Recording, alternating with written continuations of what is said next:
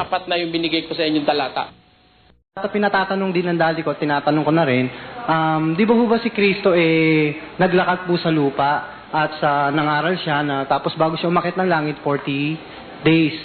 So tinatanong po ng daddy ko tsaka tinatanong ko rin po, nasaan po man lang bang naiwang alaala o nalarawan man lang siya? Wala. Bawal sa kanilang gumawa ng larawang inanyuan. Bakit po yung sinabi niya doon sa ibigay kay Cesar, yung nakita niya yung larawan? Larawan ni Cesar yun. Ba't po si Kristo Nasa pera yun. Gawa ng gobyerno Romano yon na hindi sumusunod sa Diyos.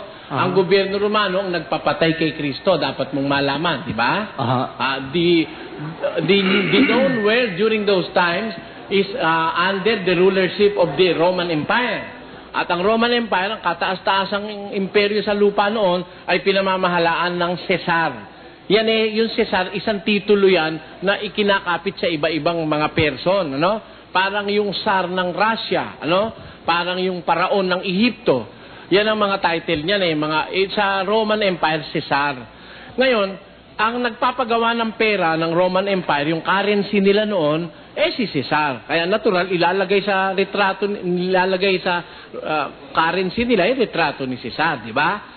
Pero sa Kristiyano, hindi sila gagawa ng retrato, lalo na sa pera. Kasi meron silang alam na batas, huwag kang gagawa para sa iyo ng larawang inanyuan, kawangis ng anumang bagay sa langit, sa lupa, sa ilalim ng lupa, huwag mong yuyukuran sila, huwag mong paglilingkuran sila. Sabi. Tapos, ang isang pruweba dyan, yung the science of archaeology, nakakuha na sila ng maraming mga ebidensya, even dating back to the 2nd century AD, ano? Tapos, to the 2nd century BC, nakahukay na sila. Nakahukay din sila ng mga krus.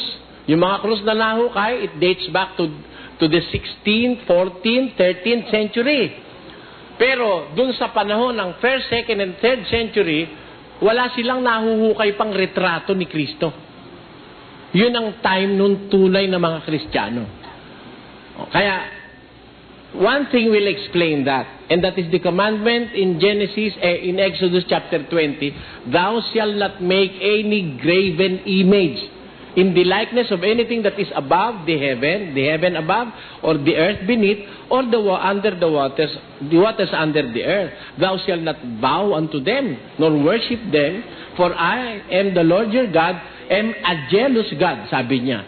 Ayaw ng Diyos na pagawin ng mga lingkod niya noon. Kaya walang ginawa ang mga lingkod niya noon. Yun ang dapat mong pansinin doon. Nga lang po, sabi kasi ng dati ko, nasa inyo na lahat. Nasa inyo daw lahat kasi matagal na rin siya Halos, almost ako po nagpakilala sa inyo sa kanya. Hindi niya kayo pinanonood. At nung nanonood po ako, bumaba siya, nanood din siya sa inyo. So nagtagal-tagal, nainganyo sa pagsasalita niyo, maganda ang pagpapaliwanag niyo. Sabi niya, nasa inyo na lahat. Ngunit, bakit daw nagtataka siya sa inyo, bakit wala man lang daw larawan na iwanan si Kristo. Hindi naman daw namin sinasamba, o parang isang bayani na iwanan lang isang alaala. Kagaya ng isang bayani, bakit daw wala nga. Tinan mo wag lang yun ang pagtakahan mo, no? Meron pang isang mas mahalaga ron. Ano po yun? Si Kristo ba ipinanganak? Tama, hindi? Tama po. Sino nanganak? Pinanganak po ni Si Maria. Opo. Tama. Saan pinanganak? Sa Bethlehem. Sa Bethlehem po. Judea. Ano? In the province of Judea, in the town of Bethlehem. Ano? Nung ipanganak siya, anong araw? Anong buwan? Wala sa Biblia. And no secular or historical document that will prove the exact date of the birth of Christ. Bakit? Ang kapal ng Biblia, ang halahalaga nung araw na yon ay panganak ang Panginoon, ano? Sa lupa. Ba't hindi sinulat? Intentional din yon. May dahilan po. Intentional yon. To preserve the eternity of Jesus Christ. Kasi eternidad siya. He came from eternity. 5:2. Pakinggan mo. Ngunit ikaw, Bethlehem Ephrata, na maliit upang lumagay sa libo-libo ng Huda, mula sa iyo ay lalabas sa akin ang isa na magpupuno sa Israel, na ang pinagbuhatan niya ay mula ng una, mula ng walang hanggan. Oh, siya nagmula sa walang hanggan. Pag nilagyan mo ng petsa siya ng papanganakan sa lupa, lalabas meron siyang umpisa sa lupa. Ay, hindi ganun. Kaya, sa kapal-kapal ng Biblia, hindi nilagay kung anong araw at oras siya pinanganak at hindi nilagay kung anong petsa, no?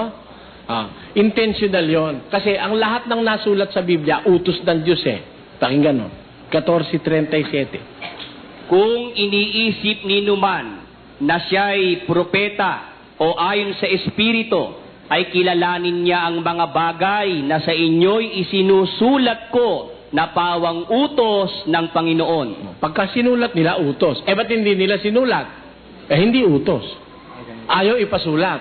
Kaya, bakit walang retrato si Kristo? Kasi utos. Huwag gagawa ng larawang inanyuan. And that is a simple explanation of the fact na walang retrato si Kristo sa mundo. Ganito po, sino yung may nag-study po sa akin na hindi kami magkasundo sapagkat matagal na po nga na ako nakikinig sa inyo, binabase ko mga sagot ko sa mga natutunan ko sa inyo. Ngayon, hindi naman po ako makapagsalita o dahil wala ako sa posisyon dahil hindi pa nga ako kapatid. Ang hindi ko lang po maano sa kanila ay si Kristo daw po ay hindi daw po pinanganak. Kumbaga, hindi daw po siya pinanganak ng Ama. Kasi narinig ko po sa inyo sa isang diskusyon nyo na si Kristo ay isang co-creator. So, hindi daw siya pumapayag dahil daw si Kristo daw kamanggagawa. Hindi daw po siya co-creator. Tsaka daw po, Diyos sa... Hindi siya co-creator? Opo. Bakit? Sabi na po nila hindi daw Creator siya eh. He can rightfully be kasi called. binasa ko sa kanila yung 1:26 ng Genesis. Oh. Sabi ko po, kausap niya dyan si Jesucristo. Oh. Sabi nila tama yun, pero daw si Kristo daw ginawa dahil binabasa ako sa Kolosas, panganay. So daw siya ginawa daw siya nilalang daw. Hindi pa nga gumagawa nandun na siya. Hindi pagkaka-explain po, kaya po hindi po kami magkasundo. Okay, kasi yung binabasa niya, hindi niya naintindihan. Pakinggan mo, sa Kolosas, basahin natin. Na siya ang larawan ng Diyos na di nakikita, ang panganay ng lahat ng mga nilalang. Kita mo? Ano ibig sabihin nun? Nilalang siya? Sabi ho niya. Hindi. Sana kung nilalang siya, dapat panganay sa. Panganay sa. Hindi panganay ng. Tama? A little knowledge of grammar will clear that verse. Siya'y panganay ng, hindi panganay sa. Kung siya'y panganay sa lahat ng nilalang, lalabas, nilalang din siya. Pero hindi siya panganay sa lahat ng nilalang, kundi panganay ng lahat ng mga nilalang. Alin ang panganay ng lahat ng mga nilalang? Yung larawan ni Kristo. Di ba? Pakinggan mo ha, ulitin natin. Na siya ang larawan ng Diyos na di nakikita, ang panganay ng lahat ng mga nilalang. Ayun. Ang panganay ng lahat ng mga nilalang. The firstborn of every creature. Bakit? Ang tinutukoy ni San Pablo ran, yung larawan. Si Kristo, larawan ng Ama. Ang tao naman, larawan ng mga ng lumalang. Yung larawan na yun ang nakakonceive sa Diyos, nakakonceive yung bago pa lumalang lahat ng bagay, nakakonceive na yun sa Diyos yung lahat ng lalalangin niya. At ang image ng lalalangin niya, manggagaling kay Kristo. He is the image of the invisible God, the firstborn of every creature. Sa Kanya kinuha ang image ng lahat ng lalalangin ng Diyos. Alam mo, bagay, mahirap maintindihan ito, ano? Pero pag samasamahin mo lahat ng mga nilalang, makikita mo si Kristo. Nakita ka ng leon? Nakita ka na ng kalabaw, baka, bubuli, butiki, kambing. Pag samasamahin mo lahat yun, ano? Yun ang larawan ni Kristo. Di ba? Mahirap lang maintindihan yon. Kasi ang sabi ni David, O Panginoon, pagkasari-sari. O Panginoon, pagkasari-sari ng iyong mga gawa. Sa karunungan ay ginawa mo silang lahat. Paano lumitaw lahat? Sari-sari ang gawa mo, Panginoon. Sa karunungan, ginawa mo silang lahat. Sa mga kapatid, nag-emanate lahat yan sa karunungan from the wisdom of God. Eh, sino ba yung wisdom of God na pinanggalingan ng lahat ng nilalang na yon? Basa. Ngunit sa kanila na mga tinawag, maging mga Hudyo at mga Griego, si Kristo ang kapangyarihan ng Diyos at ang karunungan ng Diyos. Sino ang karunungan ng Diyos? Si Kristo. O, tinan mo ha? May karunungan ba sa ipis? Siguro naniniwala ka, ang ipis nilalang ng Diyos, tama? Opo. Alam mo ba na pagka nagkaroon ng nuclear war, mamamatay lahat ng nilalang sa mundo, matitira ipis? Alam mo ba yon? Hindi po. Ang ipis kasi immune sa nuclear radiation. No? Kaya, mamaliitin mo ang ipis, pero that means something. And a very, very great wisdom is behind the ipis. Pero bibigyan kita ng maliit na karunungang nasa ipis. Ha? Asa ng mga ipis? Di ba naman sa mga nasa sulok-sulok, ano? Mga nasa sulok-sulok. Yung mga sulok-sulok na yon, hindi mararating ng daga yun eh. Alam mo yan daga, yan ang nanghahanap ng mga kung ano-anong mga makakain na mga maliliit na bagay na nakatago. Walang daga na tumira sa gitna ng sala. Wala nun. Mga daga talagang, ang hinahanap niya, yung mga nakatagong masisira, no? Ngayon yun namang hindi maaabot ng daga, ang Diyos naman, gumawa ng ipis, yung mga sulok-sulok, di kaya ng daga, yung maliliit lang siwang na gano'n, andun ang mga ipis, kinakain nila yon, yung mga dumi-dumi ron, ano? Tapos, lumaki na yung ipis. Paglaki ng ipis, kakainin naman ng ano yon, ng manok. Ako, gustong-gusto ng manok yung ipis. Kasi kaya kung napatunayan, may alaga akong native na manok. Ang pangalan ng native kong manok, si Jennifer. Nasa ano kami noon, nandun kami nila iking ni Brad Edong sa Betis ng Guagua. Meron ako isang sisiw na napulot sa daan, walang inahin. Pinulot ko. Inuwi ko sa bahay. Pinalaki ko sa loob ng bahay. Ang pinapakain ko sa kanya, yung tinadtad na mga tinik-tinik ng aming isda, kinakain niya yon, mga tira-tirang kanin. Nung lumaki na siya, maamo-maamo. Malaki na, dumalaga na. Yung aking mga libro, inayos ko minsan, ang daing ipis. May mga itlog-itlog pa. Tinakpan ko uli yung kahon. Inilabas ko dun sa labas ng kwarto, baka dun magbahay dun eh. Andun si Jennifer dun sa labas. Naku po, tinugis lahat ng habol ni Jennifer yung ipis. Napakasarap pala para sa manok ng ipis. Hindi na tinitikman, nilulunok ng buo-buo. Sabi kong gano'n, ano? Tingnan mo nga naman kako yung ginawa ng Diyos, ano? Yung hindi makukuha ni Jennifer sa mga sulok-sulok, kinuha nung ipis. Nung lumaki na yung ipis, kinain si Jennifer. At kung ako naman kakoy, walang konsyensya, kakainin. Kinain ni Jennifer, ibig sabihin.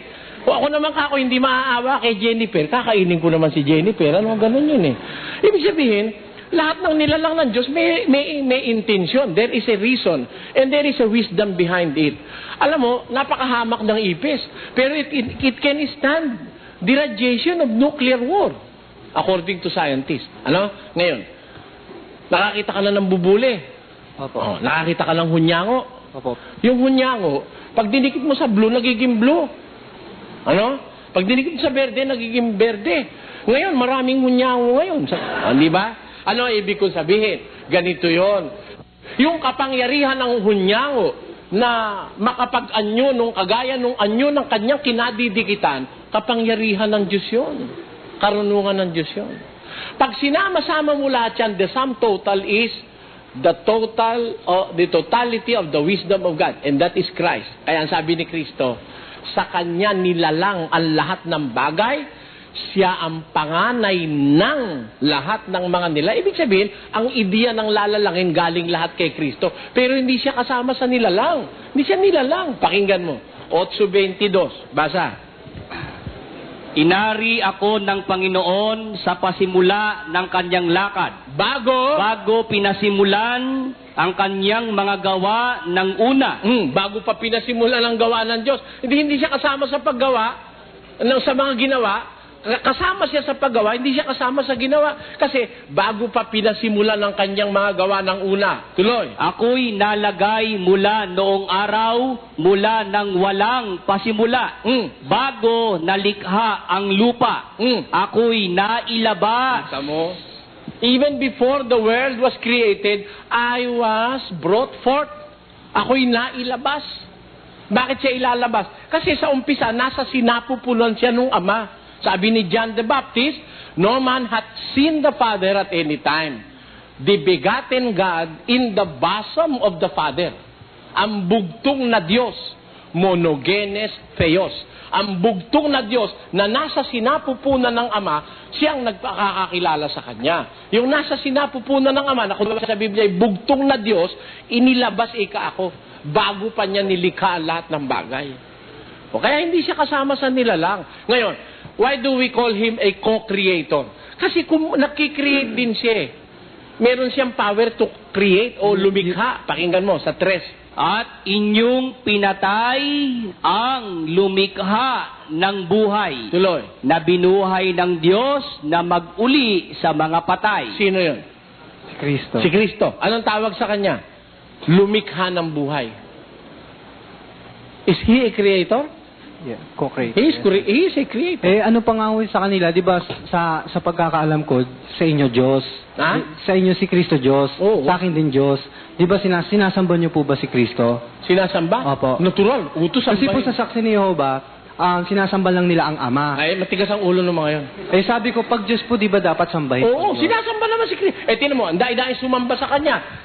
Sinamba siya ng mga unang Kristiyano. Nagpapatira pa sa Kanya, di ba? At siya'y sinamba nila. Nakasulat diretso sinamba niya sila. Tsaka may talata. Sinamba nila siya, sabi. Tapos, eto pa, yung mga anghel sumasamba rin sa Kanya. Yung mga unang Kristiyano sumasamba sa Kanya. At utos naman, sambahin siya talaga. Unang Pedro 3:15. Kundi inyong sambahin si Kristong Panginoon sa inyong mga puso. Tamo. Utos sambahin Dahil Diyos. Well, kung tao lang siya, ba't naman siya ipapasamba? Kaya mga matitigas ang kukotin nitong tao raw si Kristo. Meron ba naman tao sasambahin mo? Di kayo pala'y sumasamba sa tao. Kung tao si Kristo, kaya nako, mahirap tayong magkasundo pagkaganyan. Dapat kunin mo ang Biblia sa kanyang entirety. Iba na mamimili lang ng sita sa Biblia. Pero dito hindi. Lahat ng sitas ginibigyan natin ng konsiderasyon para yung totoo lumabas. Alas na po yung sitas Sige. lang po itatanong ko. Saan po ba yung sa sita sa Biblia yung narinig ko sa inyo, I'm not mistaken, yung... yung sitas po sa Biblia, magtatanong lang. Yung sinabi po nyo na, if I'm not mistaken, yung iba po yung nasa kanan sa kinakanan. Saan po ba sa Biblia po sa... Yung kinakanan. Yung kinakanan. 117 ng awit. Yung nasa kanan naman, 8:1 ng Ebreo patuloy. Tapos dun sa 111 ng awit, nasa kanan. Nasa kanan. Iba yung nasa kanan kaysa sa kinakanan. So lumalabas po yung kinakanan si David po yun. Oo. Si Kristo. Kristo naman nasa kanan, nakaupo. Ganun po ba. Maraming salamat. Maraming salamat din.